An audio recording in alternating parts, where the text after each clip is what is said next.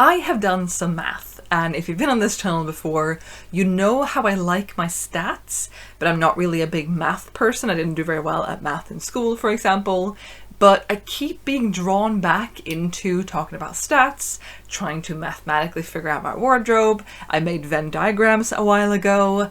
I have a conversation going with my brother about trying to find some sort of math equation thing for a thing that I want to share with you about my wardrobe.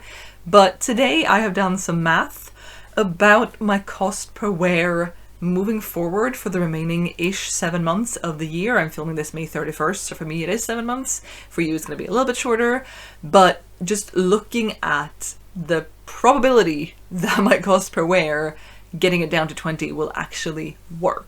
So if you don't know what I'm talking about, at the beginning of the year I set a goal for myself to bring my overall average cost per wear of the items in my wardrobe down from a starting number of 38 Swedish kronor on average down to 20.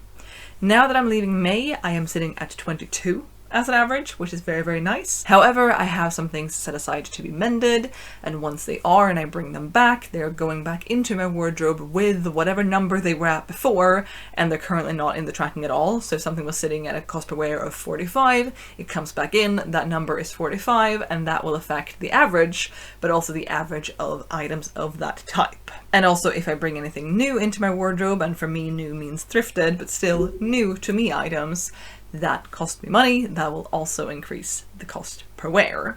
And so at the beginning of the year when I set that goal, I was not certain if 20 was even doable. Even if I didn't mend anything or introduce anything new, I didn't know if 20 was going to be doable because I didn't do the math. I didn't really know how to do the math.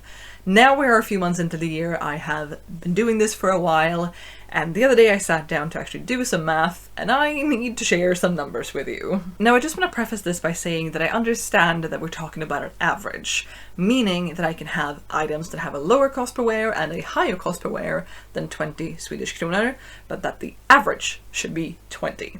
And that means that not every single item needs to be 20 or below. However, at this moment in time, there are 45 items in my wardrobe that have an individual cost that is higher than 20 Swedish kronor. I have a total of 159 items in my wardrobe as of right now, and that means that 28% of my items are at a cost per wear that is too high, or a cost per wear that is above 20. The lowest of those items is sitting at a cost per wear of 21. So they're very close to where I need it to be, and the highest one is at a cost per wear of 159, so quite the span. Now I'm going to scoot to the side a little bit and show you a graph on the screen right now of the items out of these 45 items. So like there is a slice for dresses, there is a slice for pants, there is a slice for t-shirts, and so on. But the items that are sitting at a cost per wear over 20 are 6 dresses, 3 pairs of dungarees, which is all of my dungarees, 2 blazers, which is both of my blazers, 1 t-shirt, 1 jacket, 7 vests, 4 cardigans, 9 skirts, 4 button-downs, 1 pair of culottes, which is my only pair of culottes, 4 pairs of trousers, 2 tops, and 1 sweater. I am tracking my cost per wear using a template that I bought from Megan over at Activism, and I have since reworked it a little bit to suit my needs just a little bit better, because I wanted to have like previous wears tracked, for example, and not just wears from here on out or from January 1st and onwards. And when I set this template up, I picked my categories, and the categories I just read to you are a number of them. I also have tank tops is a category that's not, I don't have any tank tops that are too expensive for my cost per wear, but I set my categories and I divided, as you probably heard, trousers from culottes and dungarees. I also have shorts as its own bottom category, but none of my shorts are at a high cost per wear. And the reason why I want to separate out my culottes and my dungarees from just trousers is because I got a very expensive pair of culottes when I was in Japan last spring. They are a wool pair of culottes that are a remake. They look like this. They're really pretty. And also my dungarees, which I had 2 pairs at the beginning of the year and now I have 3 pairs. I have bought all of those for a pretty high amount of money. 2 of them is secondhand, 1 I bought new in June of 2023, so I had them for a few years, and I just wanted to make sure that I wore them. However, for the sake of this math, I decided to try to put them all, culottes, trousers, and dungarees, as just trousers, to see if that would affect anything. And it does affect the category for trousers, that goes up, but culottes and dungarees obviously disappear. However, the average still remains at 22, which is where I'm sitting at right now with my cost per wear. But tallying up the number of items that are still at a cost per wear higher than 20, realizing that those are 45 out of 159, and that is 28% of my wardrobe, is not actually the math that I wanted to do. The math that I realized that I had to do is calculating whether there is enough time left in the year for me to reasonably wear all of these pieces and bring the cost per wear of them down to 20. Now, like I said, not all of them has to go down to 20 for my average to go down to 20. I said in the beginning of the year, without having done the math for that I don't want any single category to be over 30. And at this point, I have one category that is sitting at 1 Swedish krona and one category that is sitting at 4. So that is pulling the average down. The culotte category, again, I have one pair of culottes, the wool ones I just mentioned. That category alone, which has one item, is sitting at 139 because that is the current cost per wear of those culottes. But yes, I wanted to figure out if I have enough time left in the year to wear all of my stuff to get the cost per wear of each individual item that is down to 20, which again, lower than I have to go. And the answer is yes, but barely. There are 214 days left of this year when I'm filming this video. And if I tally up all of the remaining wears I need to get out of these clothes in the next then 214 days to get each item down to a cost per wear of 20, so like how many times do I have to wear this skirt? How many times do I have to wear this pair of trousers?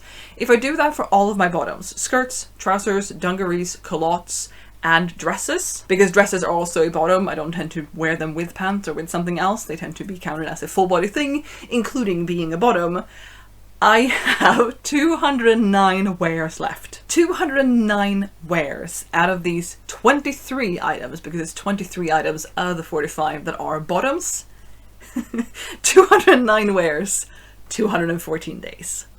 That means that I have to prioritize wearing these items if I want all items down to 20, which again, it's an average, but even so, I have to wear only these bottoms for the rest of the year, pretty much. So I have 5 days where I can wear whatever I want. I can be wild and crazy and wear something else.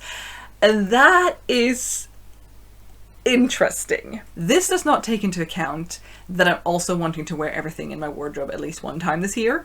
I have items in my wardrobe that are sitting at a cost per wear below or even well below 20 that I haven't yet worn this year. And thus I have to, or at least want to, wear them at least one time this year to get my usage of my wardrobe for the year to 100%. And so that is a bit of a problem. I cannot wear 23 items for 209 days and only have 5 wiggle room days to wear the other stuff that I want to wear because I haven't worn it yet, or that I want to wear because I really like the pieces, like this pair of best pants in the world, these pink linen and viscose trousers that I've had for 3 years soon. I love them. I want to wear them. They're perfect for summer. We're in summer, but that's not part of this video today. As for tops, I have 22 tops. That is vests, it's t-shirts, it's cardigans, it's sweaters, it's button downs, that kind of thing, tops that are sitting at a cost per wear of over 20 per item. And collectively for them, I have to get 76 wears out of them, which is far less than the 209. And also with the tops, it's more likely that I will layer them. I'll wear a t-shirt under a sweater. I'll wear a button down under a vest. And so I'm able to move through these at a faster pace while getting the cost per wear down. Like I can get the cost per wear for 2 items down in one day rather than 1 item a day for the bottoms. And all of this, not just for tops, but all of this is of course also complicated by the fact that some pieces are only appropriate for certain seasons. And the biggest problem with that, I would say, are the fully winter appropriate pieces. If I have summer appropriate pieces that I haven't worn enough come the end of summer and come cooler temperatures, I can always layer with them unless they are skirts and pants, I guess, but typically I can layer with them, and if it is thin pants I can wear like fleece line tights or wool tights or something underneath to get more wears out of a cooler weather piece. But my wool culottes, which I need to get 48 wears out of before the end of the year, I don't want to wear when it's 25 degrees outside. I don't even think I want to wear them when it's 10 degrees outside, remains to be seen. But the window for when I can wear them is small. Same with my fully wool cardigan and my wool sweater. They are also very much winter appropriate. Don't want to wear them now, can't wear them now without probably not doing very well, and can't bring the cost per wear for them down until fall or winter. And another complicating factor is, of course, if I introduce anything into my wardrobe. If I go thrifting, which I am soon allowed to do because I'm soon done with the 75 hard style challenge, for which I'm doing a no-buy. That ends mid-June for me. So after that I'm allowed to thrift. I like thrifting, I want to thrift. It is a hobby of mine that I really like doing. I haven't done it now for almost 75 days. Summer vacation is coming up. I'll have more time on my hands. I probably want to do it. And while I still want to be intentional and mindful and not just like, you know, bring everything into my wardrobe, if I find something I like that fits, that works, that is a good price, what have you, I probably do want to bring that item in. And if I was going to be smart about it, I guess I shouldn't, because I'm already doing this challenge of cost per wear tracking and getting that down to 20. And is that not a priority? Maybe. But also it's a bit of FOMO, it's a bit of, but I really like this piece, it's a once in a lifetime opportunity, I just really like doing it, and so yeah. I don't know what to make of that. I mean, also, just because I go thrifting doesn't mean I will find things and bring them into my wardrobe. But the possibility of that happening is, of course, higher if I actually go thrifting. And I don't want to not go thrifting for the rest of the year. But like I said earlier in this video, it's 20 Swedish kronor on average that is my goal. And preferably no item category over 30. However, I have several categories of my cost per wear tracking that are sitting at a cost per wear under 20 Swedish kronor, but still have individual items that are over 20 Swedish kronor. For example, I said I have 4 cardigans and 1 sweater that I need to get plenty of wears out of to bring them down to those individual items having a cost per wear of 20. But the categories for both sweaters and cardigans are both under 20 Swedish kronor in my overall tracking. Like the average of my cardigans is lower than 20. The average of my sweaters is lower than 20. But I wanted to do this math for myself to see if it seemed likely that I'd get all these items down to 20. And again, getting the items down to 20 is not actually the goal, but it was still worth looking at because getting the items to 20 or close to 20 will obviously help the average as well. Right now I'm mostly concerned about the culottes getting enough wears, because again it needs to reach quite low temperatures for me to be comfortable enough to wear wool culottes, and if I have to wear them, what did I say, like 48, 47 times before the end of the year, I guess I'll have to wear them for all December, like half of November, just hope it's cold enough at that point. And as for my potential thrifting for the rest of the year, I guess I should stay away from thrifting culottes and dungarees and the other categories that are high in this image. We shall see how it all goes. But that is all I have for you today. Thank you so much for watching. I would love to hear in the comments down below any thoughts you have on this, any analysis that you're doing based off of this. Do you think I will make it? Do you think I have set a goal that is too high? Do you think I've prioritized wearing the wrong things in my wardrobe, even though I want to wear everything at least once? Which, how will I do that while also doing all of these, wearing all of these bottoms these many times?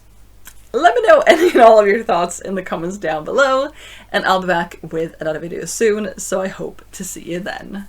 Bye!